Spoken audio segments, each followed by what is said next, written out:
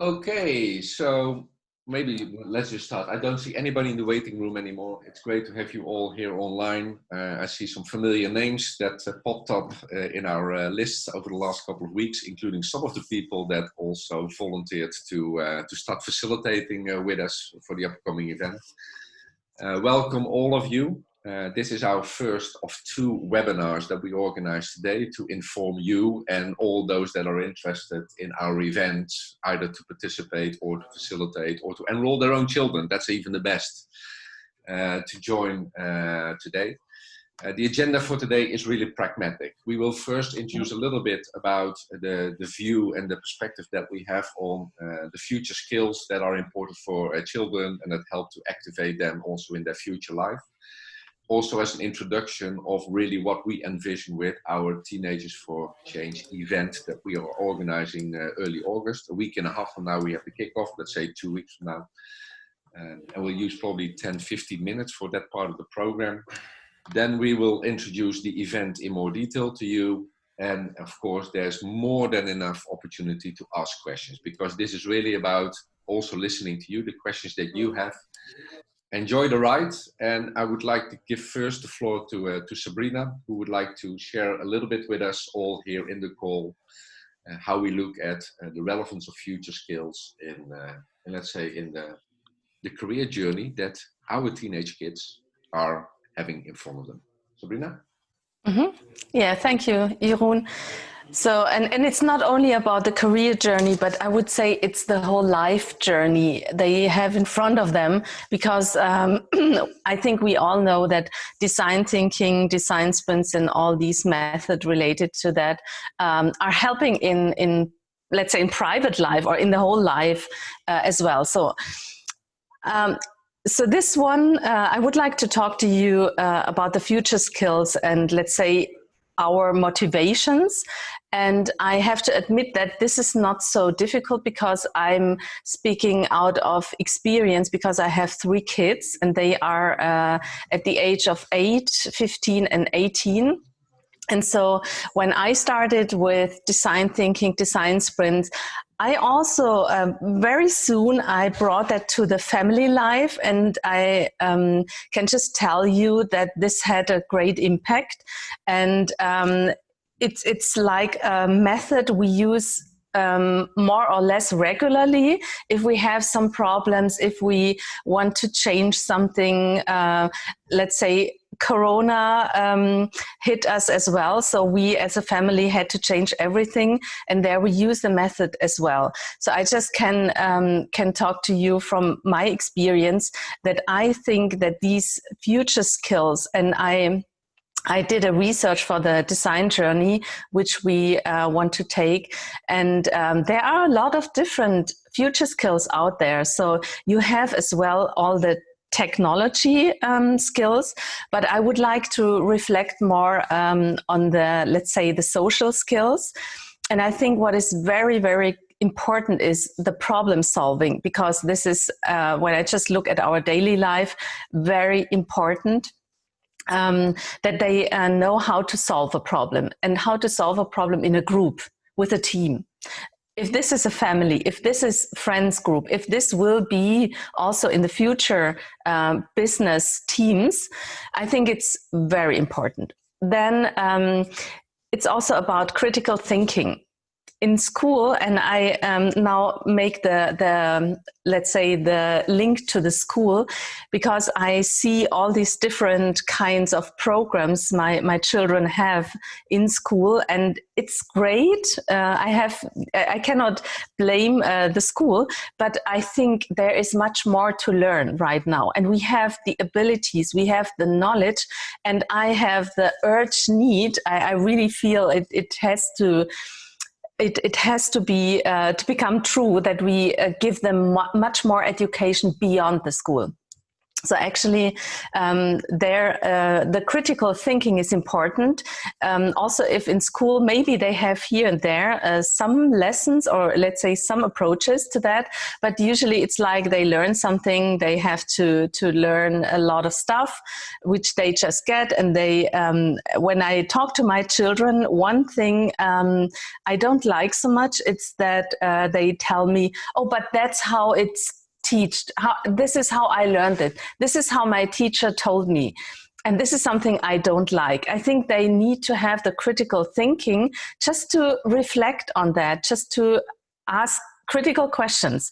Also, if then in the end it's right, but that's fine. I think they have to find out themselves. So this is very important. Creativity is amazing to have. I think the schools are well equipped, but I think creativity, how we would define creativity, is much more. It's not illustrating, it's not painting, it's having ideas, creating ideas, also creating ideas with collaboration with others.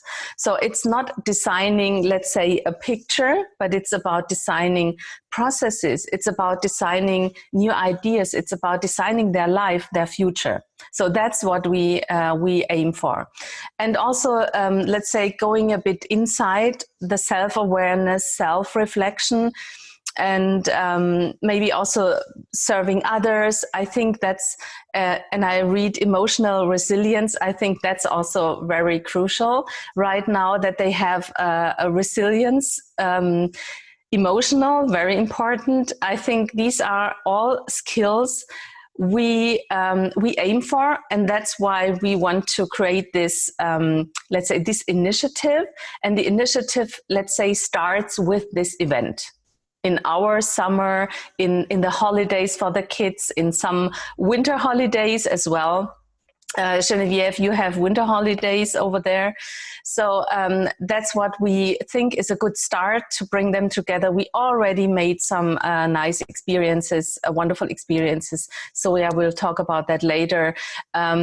Just small little workshops where we created already an impact. Okay, I hope I didn't take too much time, and I give back to Jeroen. Okay, thank you. I think also based on the research, what we see is that not only from a teaching and a schooling perspective, but also from an industry perspective, organizations like the World Economic Forum is also, let's say, highlighting these future skills, maybe in more professional terms, but similar type of skills as becoming really critical for the near future. So it's not only what inspires us from school and what we see at home, but also what the industry is actually signaling at the moment as vital skills to succeed, to lead, to innovate, let's say, and to drive change into the future. So it's the combination of both elements. Now let's go to the event that Sabrina already referred to, and we've called that Teenagers4Change. By the way, it's interesting to see that if you engage with teenagers and you ask them, what should we organize for you and how should we call it, that they come up with the names and with the preferences. So we engage with a forum of teenagers around the world, and we asked them also, how would you call it? So they did a naming workshop with us, and they voted for it, and they looked for, let's say, the opportunities. They looked for they gave us more inspiration, and that we will come back in a second. So what are we planning? In the period from August 3rd to August 14th, a 2-week period, we are planning this event. And that will mean that they're not online day and night. That means that the teenagers that enroll this event in the age of 14 to 19 years old will join us 8 days online. And that actually is 2 hours per day. So it's not being full-time online. It's a few hours a few hours a day. That normally they would spend behind Netflix, TikTok, or other online activities. We want to give it a little bit more purpose and a real unique experience. So 2 weeks, 8 days, 2 hours online per day, on Zoom or on Discord, depending on what the groups are preferring. And it is about teenagers only. So although it's facilitated by professionals from all around the world, our target audience here are the teenagers, because we want to unlock their creativity. So, and empower them to take change of the future and take charge of the future. In principle, children from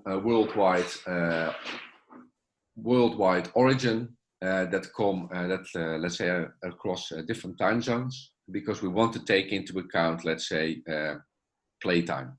So we don't want to have them at night or in the early mornings online with us, ideally in reasonable time. We always say as a mission or as a vision is between breakfast and dinner, somewhere there, they need to be able to join. So that's what we're targeting for. It might not always be possible, but that's really what we're aiming for. And what are we trying to do? We're really trying to empower them to build their future in how they see it as being relevant, by really collaborating on different design challenges that they can choose from, at least that they are inspired by, and that we have facilitated by experts and remote facilitators. And the big themes include the future of the planet as one of the main themes, but also we have topics that resonate around diversity and inclusion. You see that those topics more and more also, let's say, come on the agenda and the mindset of our teenage panel that we are using. So we're currently talking to guest speakers and influencers that can help to inspire these journeys in the best possible way. By the way, interesting to know, not only professionals, let's say, with years of experience, we're actually talking to teenage influencers that act as climate activists or other types of activists that would like to take the stage and inspire their peers in our event. Small teams of 6 to 8 teenagers that will work together, and they will work on a design challenge that is spread across the different days of our program. So that's what you see over here. And what are we trying to unlock there? We're trying to unlock their creative potential. It's in there. They can think creatively. They can talk about, let's say, the opportunities and the passions that they have. So that is something that we would like to unlock by facilitating in the best possible way. It's also about unlocking their future skills, creative thinking, critical thinking, using their analytical skills, take the stage and defend your positioning, defend your ideas, but also other skills that help you to storytell, prototype, and maybe influence your environment with the ideas that you develop as a team during these several days. And this is therefore the opportunity for these kids to take the stage, to ventilate their ideas, to make them tangible, and to start driving change and influence others. How would a program more or less look like? And this is the outline program that we are offering to the kids. Of course, the details will still change depending on speakers and team compositions that we have and team themes that we have. But the first week will be about, of course, an onboarding event on the first day and an introduction to your own design team. Then on day 2, the Tuesday, we start most likely with an expert introduction. That could be a keynote by an influencer, a teenage influencer, an industry expert or something like that. And then the team starts on that challenge. So you go back to your own team and you start working on your team challenge. That starts maybe first with more explorative type of activities, and later in the week, that turns itself to more ideation, creative exploration, and maybe, let's say, towards more design-related activities. And we will balance those activities with either surprise visits by interesting speakers and or influencers, or maybe a webinar that helps you to accelerate your creative thinking or your storytelling capabilities. So we'll show and tell how that can be done, and you have more than ample opportunity to do a Q&A with an expert in the field. And these experts can be these climate activists, but this can also be experts from Adobe, for instance, that give tool workshops about how to use Adobe XD or Premiere or Rush to actually visualize your ideas and to start storytelling in a different way. So there are more of these type of opportunities during these 2 weeks. What for us is really important is that these teenagers have the opportunity to share their ideas at the end of the event. Of course, during the event, as much as TikTok movies and Instagram posts that can create how enthusiastic they are. But the idea is that at the end of these 2 weeks, we organize a semi-open event where, of course, all the contributors are welcome and also the parents and family members. And they can see the kids on stage. They can see what the different teams have developed. And it's about the celebration. It's about celebrating that we have made it towards the end, but it's also a celebration of having these kids impacting and starting the change with their creativity. And we do that, let's say, in a different. We also have to honor some of our sponsors, of course, here, Adobe XD and Mural make this really happen for us from a technology point of view, also from a skill and capability point of view. but this is all about collaboration, and we're not even complete. So you see a few names of the people that are in the organizing team, backed by their own organizations. But there are more and more sponsors and partners lining up that help us to really unlock that creativity of the different kids and teenagers in this event. Maybe to give you a small flavor, we made already a small movie. Some of you might have seen it already on YouTube, on LinkedIn, or elsewhere we have, but let's just run it to at least give everybody a 90-second rundown of what a kid can expect maybe in one of the sessions.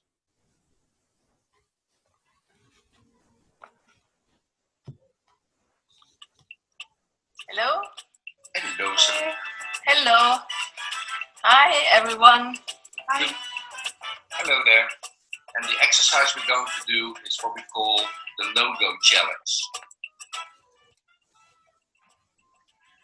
Design, I guess I just like the composition better than the rest of them. I really like how he constructed the thing. I would color the 4 a bit brighter than the rest. Have fun. Welcome back at the main venue in the main event. Okay, so there is this is an Instagram post, so it's a regular square like there is on Instagram. So we were thinking about the trends, and at the moment it's still trending to do dance. And new ones are popping up, so we thought, why not have one dedicated teenage group? This is just a rough version. You allowed us to be more creative and think totally outside of the box. Yeah, so I agree with Zoya that the engagement part was really nice. Yes, I like it. I really enjoyed it. Yeah, it's really cool. It was really cool and fun. I didn't see the hours pass. How far we come now. Guilty and now unity. I'm ready. We still gonna do it. Look how far we come now. Guilty and now unity. I'm ready. We still gonna do it. Look how far. Okay. Just a 90-second movie of a 90-minute session where all the outputs that the kids processed after the event. So Zoya was one of them. And maybe it's, maybe Zoya, maybe you can explain to the audience maybe in a few minutes, let's say how you've experienced one or multiple of those sessions so that they have a little bit of...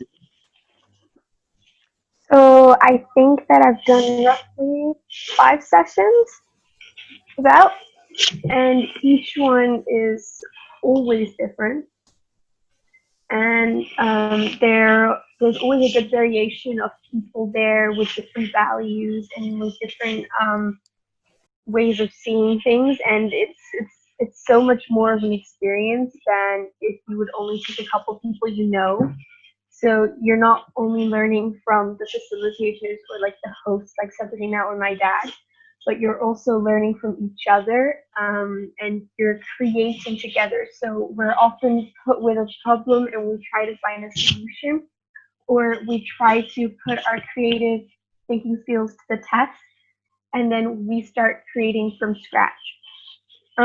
Like as you saw in the clip, for example, we got given the logo challenge, and the logo has been based off a boy who made a design, and it's all being developed. So you can see that we can actually do things, and that's what I find so inspiring about this project, is that you can actually see that us as teenagers, we can think, we can solve a problem, and we can create all by ourselves with just a little bit of inspiration or a little bit of a drive. And I think that's what's so cool about this event. And you can also just see this in a small 90-minute session.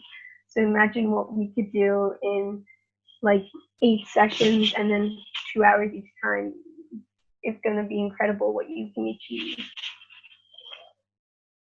that okay? Of course, it's okay. Wonderful. Thank you, Zoya. So no problem. Okay.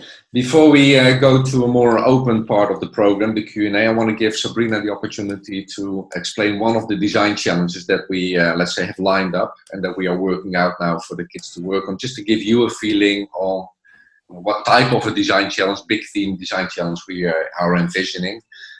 So Sabrina, maybe you can share your screen and then show the parts that you would like to share. Sure, yes.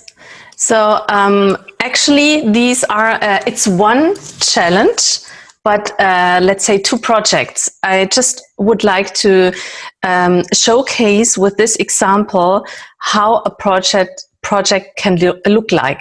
So we have here, let's say, our topic as the future of the planet, which is a topic very important for the teenagers, which we found out in these Friday sessions. So we took this topic and then we made a project, Save the Ocean. This was also something that came up various times. So you have here just a description, short description. You have 6 to 8 teenagers and we make 2 groups. So it's not the age 14 to 19, but it's 14 to 16 and 17 to 19. So we have 2 groups. Duration, Jeroen already mentioned, and we also want to attach to the UN sustainability goals. And one of these goals is life below water. And there we have the ocean and all the litter in the ocean. And what we want to take here as, let's say, for one project, as a tool is the Watson AI and design thinking. And this will be provided by IBM, by one of our colleagues, Lee Duncan. He will support us with that and give access to the teenager to this amazing technology. So let's see how that could look like. So it will start with teaming up. So they will be, let's say there will be like a bondage or a pre-session where the team is built. This is very important and this is valuable for every project. Then we go the first line. So the challenge would be, how might we clean up the oceans? And they can, in this project, so they get inspired by the experts, by thought leaders, whatever. They make research together, so they align on the challenge, and then also they choose their focus, because we all know we cannot save the world in just some hours, but we can focus on one detail. So, and then we start creating solutions. So yes, they can. So the teenagers can create ideas to clean up the oceans. So they will create a concept together and be inspired by, for example, startups, also thought leaders. They will look around in the industry, what concepts are already there. They will design crazy idea, realistic idea, whatever idea. So they will be very free in their ideas and concepts, and then they go the next step. They decide together how they want to execute, and then so one of these projects will be to create a solution with the IBM Watson, with the Watson AI, and they will be supported by experts of the industry. So they can use, will have access, and let's say easy access, something they can handle, so that they can code with the AI. And then it's important also that they share their solution, share it to maybe to the industry, share it to a bigger audience, to their parents, to their friends. So then it will be celebrating. This is also an important part. So sharing, celebrating, presenting, and they really can create an impact, and they will experience that they can create an impact and design a better future. So it's in their hand. So when we take the same challenge again, so it can be how might we reduce plastic and waste? So it's the other side. So it's just, it's not to clean up the ocean, but it's to reduce the waste that goes into the ocean. So it's the same project, but it's just another approach from another side. So it can be like, how might we reduce plastic and waste? And as well, here is the same. So they get inspiration from experts, from the industry, we are talking to different kinds of companies, startups, non-profits. They can inspire the teenagers. Then again, they create concepts. What can be possible here? How could a project look like? And that can be, I think you all know, that can be like more a marketing thing. This can be also a product. This can be something digital. This can be a movement. And together they can execute these concepts as well to help cleaning the ocean, to help reducing waste. And they, for example, here they can use growth hacking, social media, code with Adobe tools and experts to spread the message. And like you already heard, that Adobe is one of the sponsors, and we will get also support on the tool side, so on the coding side. So there they have also the access to use these tools and to create an impact for their projects. And then it just goes on the same way. So they will also present it and yeah, experience that they can make an impact. So we also want to try as best as possible. You never know what comes out of a design creative journey, but we want to try to create as much impact as possible in the end, so that they can either see that coming true in some way, or being realized in some way, so that they know it's not just an idea and then it's done, but it really creates impact. Okay, that's for me, and yeah, we will make a post out of that. So this is just to make a call out. Okay, get your kids here, inform your kids, or for the kids, this is how it can look like. And I did this with my son. So I tried to figure out what is needed for him to get a feeling, to make it tangible.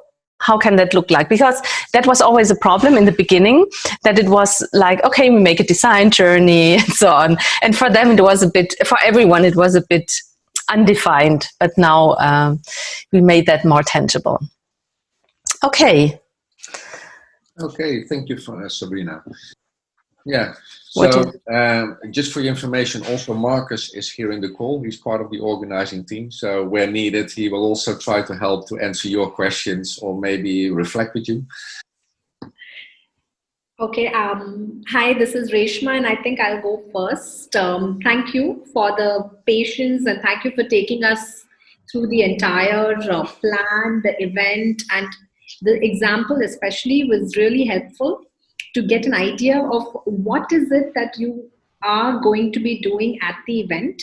But I think the most important aspect for me was to actually listen to Zoya, because I've been struggling with the thought of, teenagers and a design thinking or a problem solving workshop which is completely remote. Is it going to be effective? Will they really lose interest? Will they get distracted? Will they miss, like Sabrina said, will they miss the tangible part of it?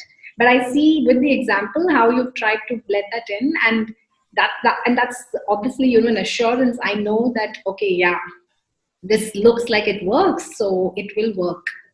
Yes, that's nice to hear.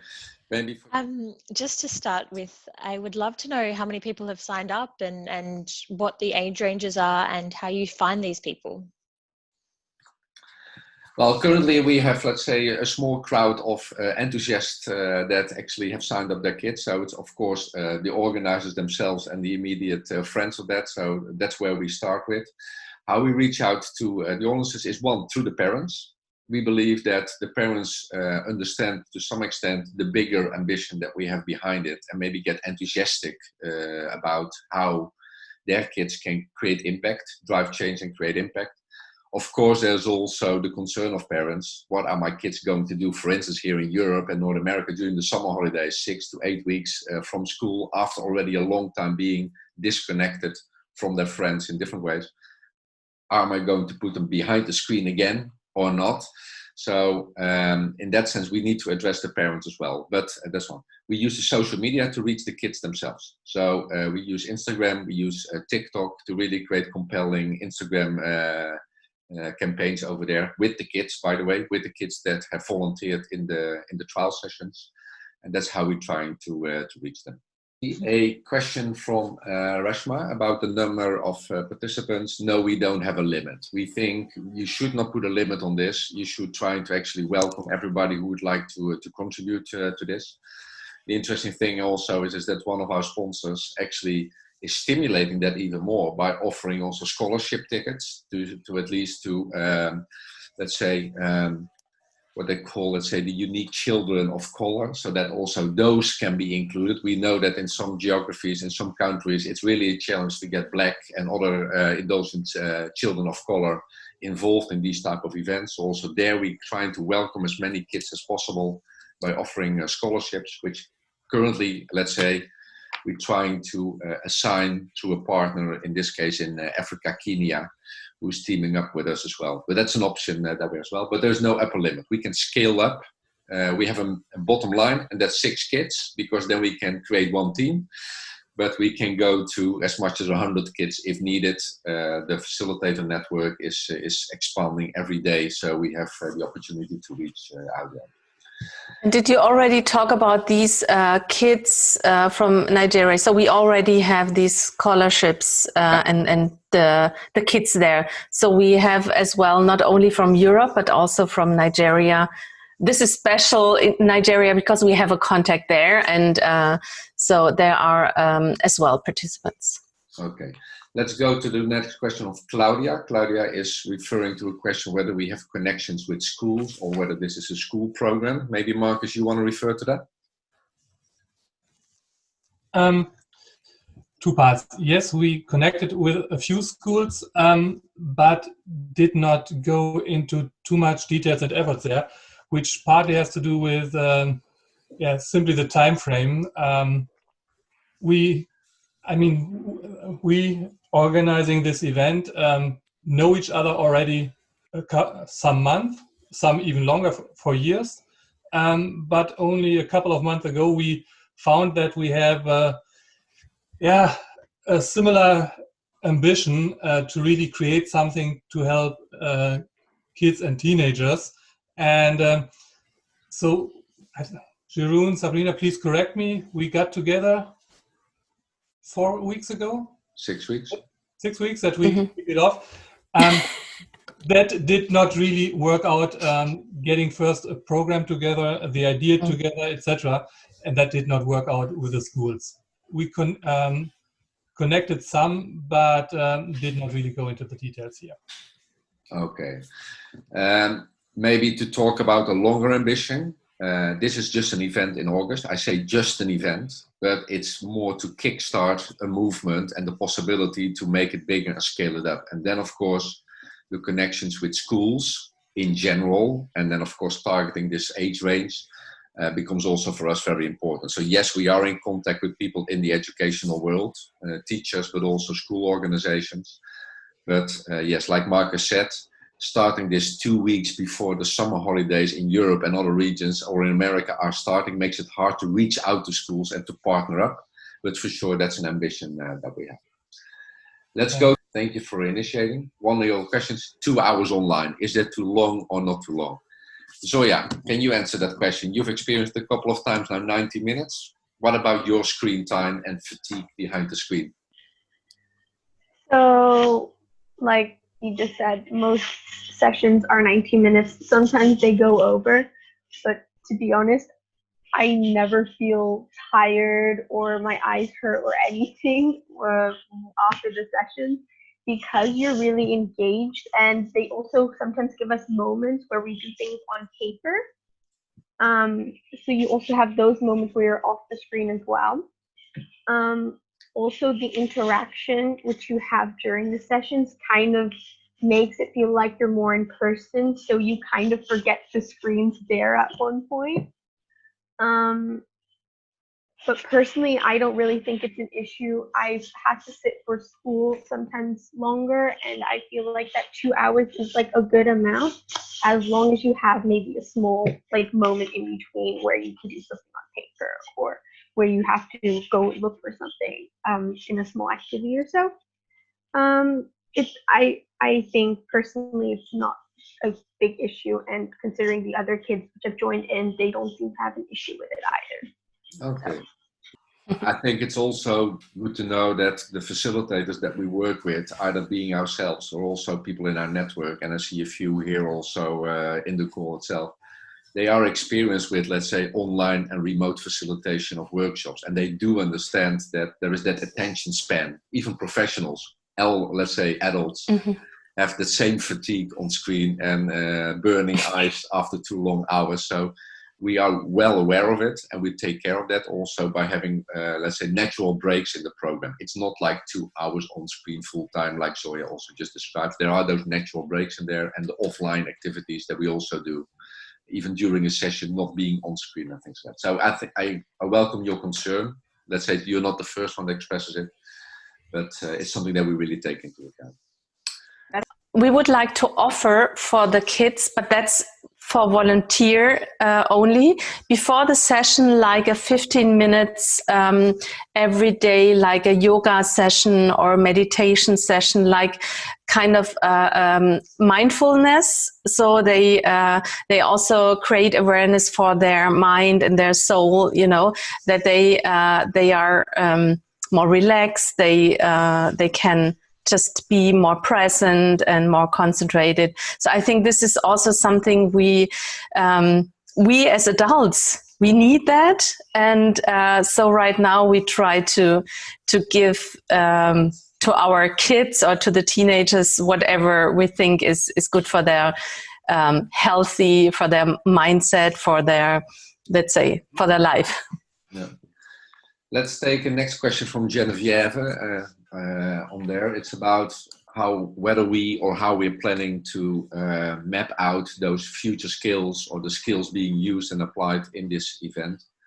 Let's say also by the kids problem solve their own life or tackle the things like that. It's an interesting idea to see where we can build into the program somewhere a moment to reflect on that and say, what have they learned and how would they translate that into maybe daily life type of capabilities and skills. So I think that's a real good thing. So I think we should take that into account in refining the program towards the end of the second week. I think that's a good one.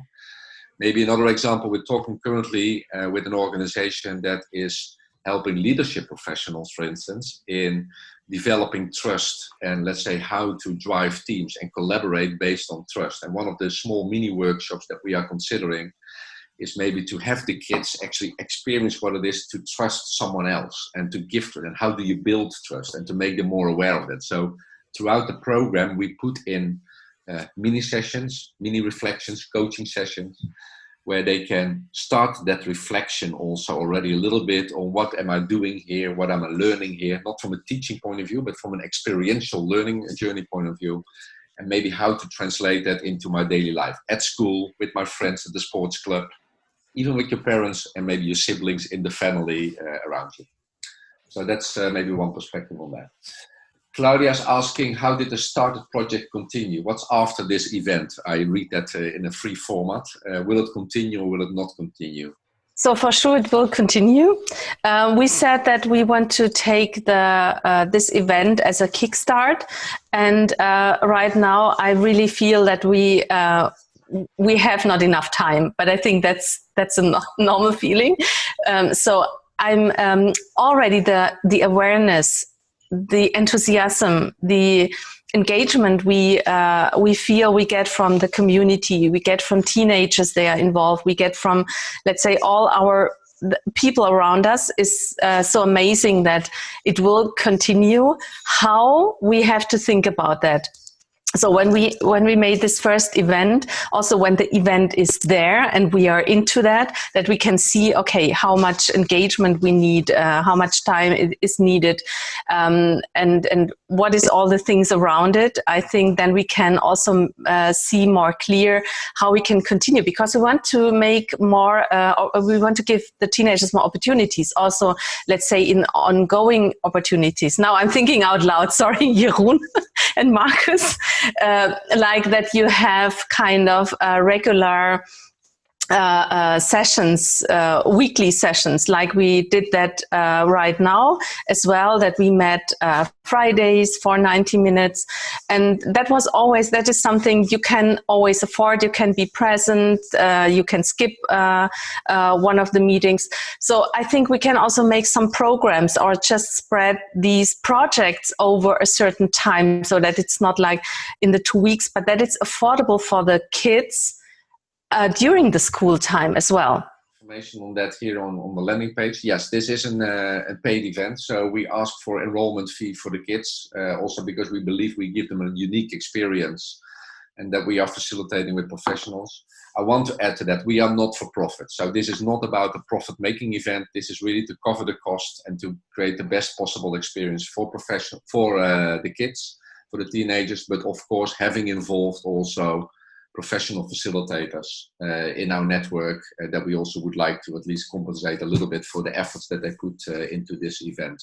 So I think that's good to understand.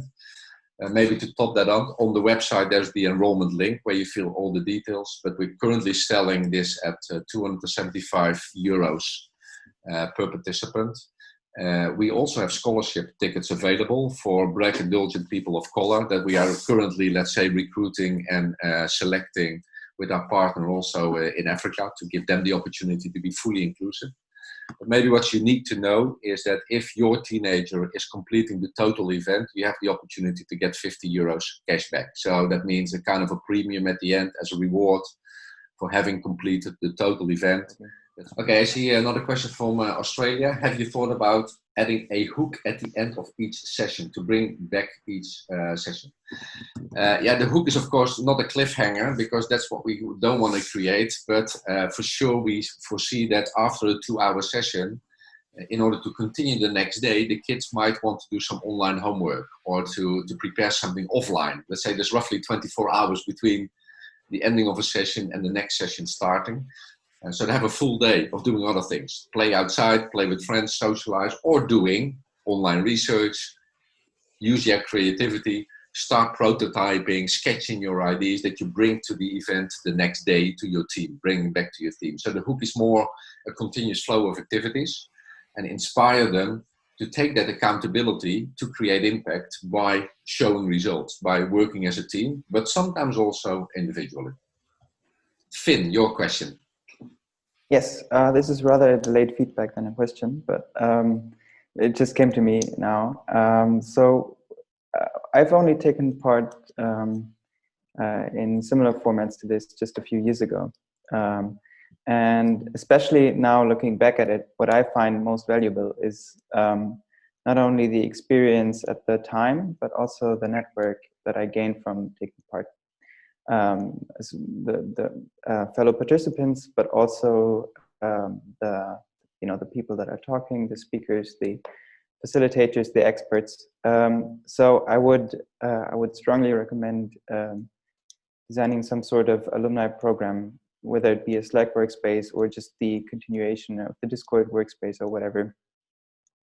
But so that after the initial kickoff, there's time for ideas and initiatives to ferment, to maybe just maybe lay around for a few weeks or months, but then being gotten back to and continued, driven intrinsically by the teenagers themselves. And if you can then provide the resources that you provide during the camp, the connection to potential mentors, to experts, but also the very physical tools that you provide. Victoria, for mentioning the meditation and maybe the yoga lessons. Katja, who's actually here in the call as well, we asked her willing to organize something. Is there something you could say about it, Katja? What you have in mind that you would like to organize for the children before the event starts every day? Well, yes, I'm looking at setting something up that the children can put to use for focusing for these sessions, as well as taking it into their tool set for further use after the course. We'll be doing things with mindfulness. We'll be doing breathing exercises. We'll be looking at different aspects that we use in yoga to focus on things so that they're ready, so that they can come in from wherever they are and just are welcome and feel safe in the space that we're creating, and just get their mind on what's coming, and also have that as a tool set to go and you put to use outside of the course. Okay, thank you. I saw another question from Lexa about to what extent are the Teenagers projects being implemented, or can you give an example of a challenge and outcome which has a memorable impact on the community, please, it says. So that's nice. That's please in the sentence. Maybe Sabrina, maybe you can elaborate on that, because there's also, let's say, that idea of carrying it forward and really not having it as a closed end, but more as an open end even. Yes, that's what I meant. Like, how far, to what extent, do these projects get acted on? Are they, okay, yes, I understand the experiences for the teenagers to develop their skills, but then, how does that get communicated to for example, the locality or the local council, or to have a much larger impact? Because that is so valuable as well in this challenge and this project. Mm-hmm.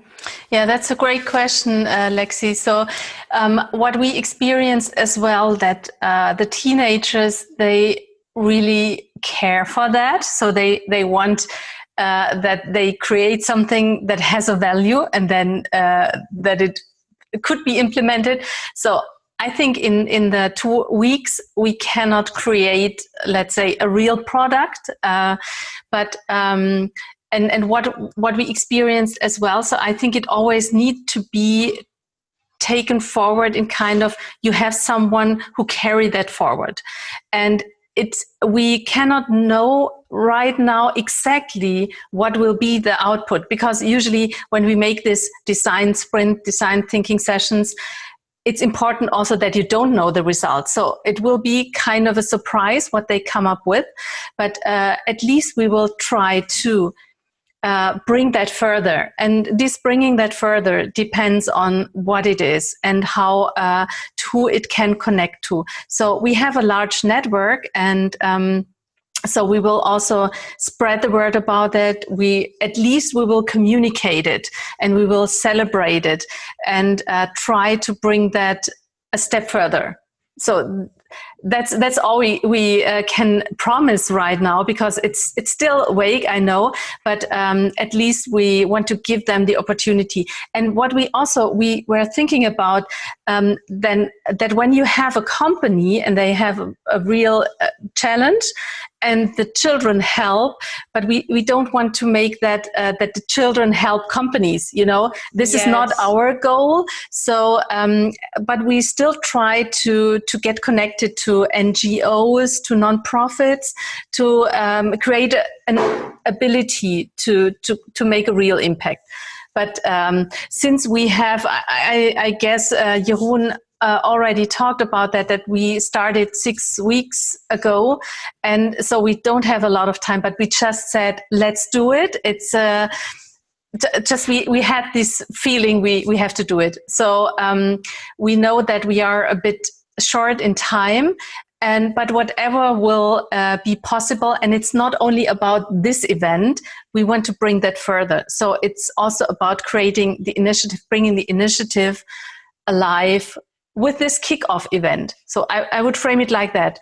So we really have the purpose to support them and to make a sustainable initiative. And I think this come into place so that we try to connect the teenagers also with purpose-driven companies or NGOs, kind of. I hope that answered the question. Okay. But again, would be really interesting, to find so that the teenagers at the end are kind of satisfied or happy with it. But so that we have to really understand the expectation. I think in the beginning, that it just ends and then it's over and just like they. So I think that is very important to really in the beginning to understand what they kind of expect. Yeah. And to frame it up front, what is possible. I think that is important. Marcus, you raise your hand. Okay. Perhaps just a little example how this project team actually got together. And at least some of us came together from one design sprint challenge, where in one of our talks, we came to the point that we said, okay, we would really like to take it further. And then it happened that we got together with Sabrina, with Jeroen, and that's, I think, a really good example why we are just here to see. Of course, it's part then the initiative from the participants, in this case, some of ours, and it would be the same for the teenager case. And they will definitely get our support if they want to take it further. How is the distribution of age in the teenager currently? So, Manuel, you want to add on that? So if you're referring about, for example, when we do the preparation session, or what we call the teen session, which are the sessions that we actually do live, some of the some parts of the design journey with the teenagers. So we have Zoya, for example, from the Netherlands.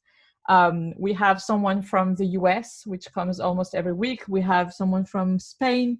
We have people from Kenya. We also have people from France and from the overseas departments, Reunion Island, for example, next to Africa. So in terms of the teenagers that we actually are able to unite every week for the preparation sessions, we already are on different time zones, mostly Europe and the US for the moment. Yeah, we're currently exploring time zone options so that children from different regions can collaborate in same teams. So that most likely means there are maybe teams in Europe that maybe work together in morning sessions. So a 2-hour morning session, let's say end of morning, and not 7 o'clock in the morning, but end of morning, so that they have overlap with Asia Pacific and Middle East type of time zones. But there might be another team in Europe, or other teams, they start in the late afternoon so that they can collaborate with teenagers from North America, Latin America, that want to participate as well. So to give always, let's say, regions the opportunity to collaborate with teenagers from other time zone regions. We're looking into the details, but a team can always expect the same time every day. So if you are lined up for a team at 10 o'clock till 12 o'clock in the morning, for instance, in Europe, that will be your time frame every day. So you can plan that in advance. There might be other teenagers that select to be on a team maybe in the late afternoon because they like a certain theme. And they will probably then team up always between 4 and 6, for instance, in the afternoon. Maybe for people in North America, that means they're 9 till 11 in the morning to team up with the people in Europe. So we're trying to create those overlaps that it's always a decent time for these kids. So we always have the ambition, as we said in the project team, between breakfast and dinner, we work together. So nobody is joining before breakfast and nobody is joining after dinner. There might be small exceptions in some geographies, but we'll try to do our level best to make it all decent for everybody. I hope that answers the question, Alexander. Yes, the distribution of 14 till 19 years, it's a huge difference between 14-year-old people and 19-year-old people.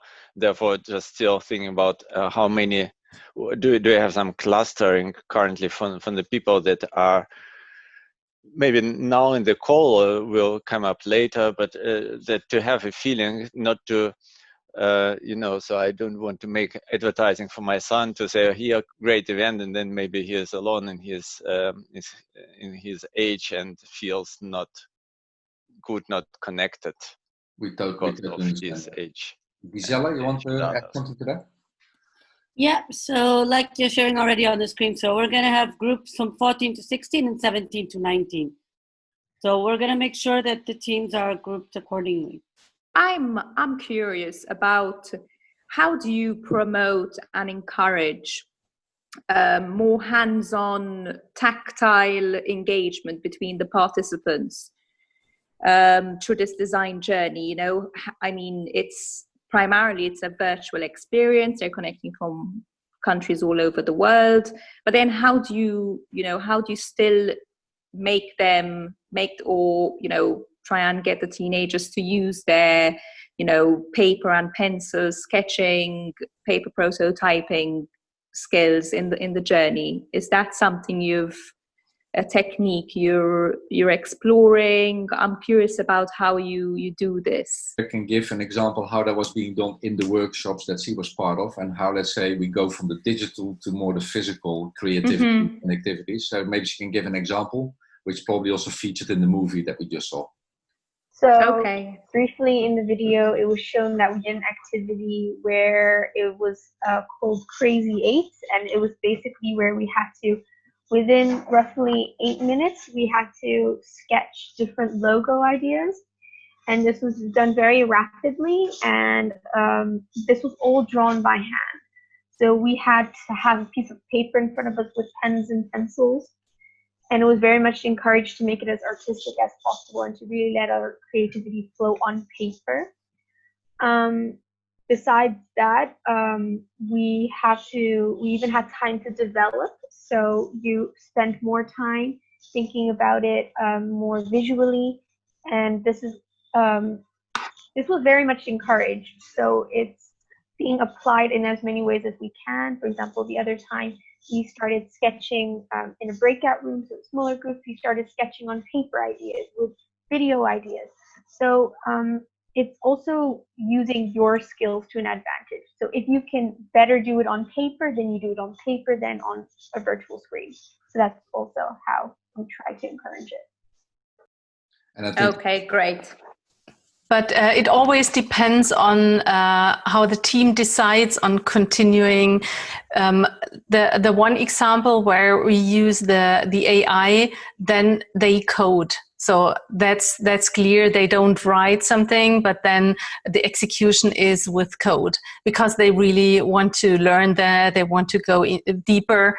But if the team decides to do something in another way, that's always possible. So it's also like the result is not yet clear. It depends on the group. It's the same here. But one example is as well when you do the concepts in a design sprint or in a design thinking workshop, you do that by hand. So this is also how we usually do it, and then you upload it. So there are always like some sketching. Well, there is a question from Daniel about the language. So English is not a must. If there is a certain, if there is a group of people where it would make sense using another language, that could be an option. Yeah, it's also good to say that we have several facilitators in the network that are willing to support this initiative, and we also look actively at dual language capabilities of the facilitators. So, for instance, Daniel is a potential facilitator, speaks Spanish and English. So that could actually help the kids that don't feel too comfortable in English, but maybe in the Spanish-speaking regions can be supported. Gisela speaks Portuguese and I think even French a little bit. Emmanuel speaks fluent French and English. Florian, similar type of example. So we have a wide range of people that we can tap into to accommodate the kids also, hopefully in as close as possible to their native language. But sometimes it's also good to get them a little bit out of that comfort zone and speak English and try to express yourself. It's okay to feel a little bit insecure. It doesn't always need to be native. But of course, we can imagine that it's sometimes an initial language barrier. But so far in none of the sessions we have seen that as really hampering any progress. Mm-hmm. Maybe to also use the last trigger from Alexander. Thank you for that question about how to register and where to register. Currently you can register via the link that I will put now in the chat as well. At least that brings you to the landing page that also Sabrina already referred to earlier today in the chat. And there is the enrollment link. And currently we are selling the participation for these children at €275. That's including VAT for the ones that really want to know that. It's a technical thing, but some people want to know that. And that's, let's say, our baseline price at this moment. With the help of our sponsor, Adobe XD, we actually have 5 scholarship tickets that we can actually issue to what they call, and what we call, let's say, Black indulgent people of color. Let's say that is what for our sponsor is an important element, that they try to be as inclusive as possible and that they have the opportunity to see people of diversity, different backgrounds participate. We are exploring the scholarship participation with a partner in Kenya who's actually looking out for, let's say, teenagers there in the community that would like to be inspired, would like to connect with people abroad, innovate their skill sets and connect with the world out there. So that's where we give priority currently for these tickets, but it doesn't mean that that's exclusive in the long end. And we had a surprise actually today for the people that are here in the call. You need to be aware that if your child finishes the 2-week journey successfully, and that means from beginning till end, because it's important for the team spirit that the kids stay on board, that is a kind of reward at the end. And then the kids or you as a parent, you get €50 cash back at that moment when you survive, let's say, this whole journey, show your creativity, showcase it to the parents and the world out there. Technically, it's a reward for your contribution and also for, let's say, your participation. So that's something that you can expect as well. So parents can go to there, can register there today. And the price is still guaranteed, so feel free to reach out there.